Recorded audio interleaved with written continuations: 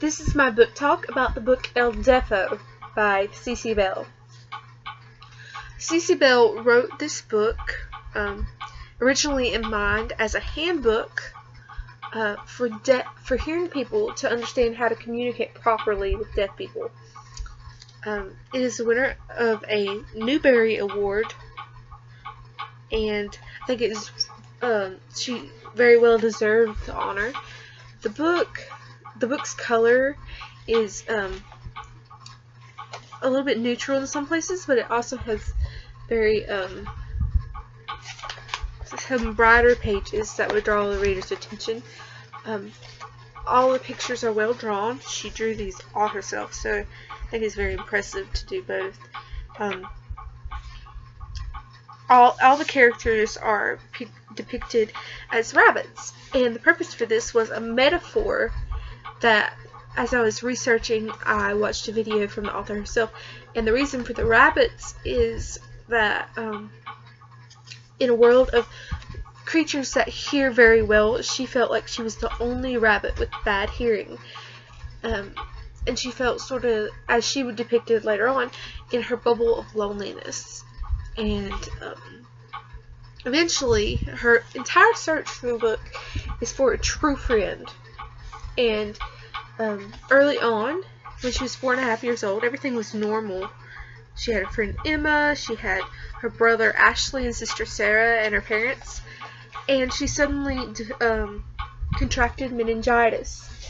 And when she was in the hospital, she realized that she had lost her hearing from the meningitis, and they eventually took her home and realized her parents finally realized that she had lost her hearing and took her to an audiologist. Now this is something that I think is very well depicted and would help students understand what it is to be deaf. Eventually she moves away, goes to a kindergarten for kids like her, to where she can learn to lip read, and all the kids are just like her and she loves it. But she has struggles with lip reading. They move away. Then she gets the phonic ear. This is a high-powered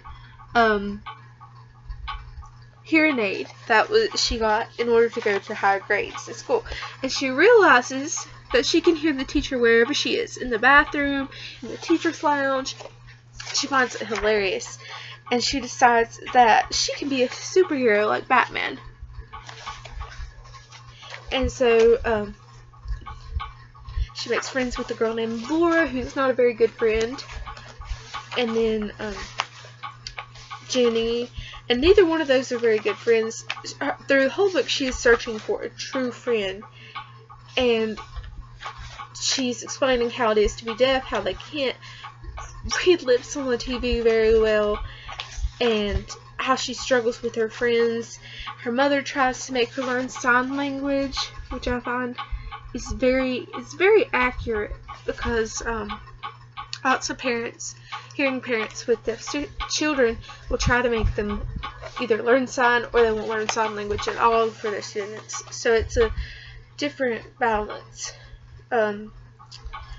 She makes little inner comments about what's going on as her superhero alter ego, and she picks the name because a friend, someone on the show calls a deaf character on the show El Deafo, and she calls him Deafo, and she decides to make it something positive, which I think is a good lesson for students, to take negative things and make it into a positive.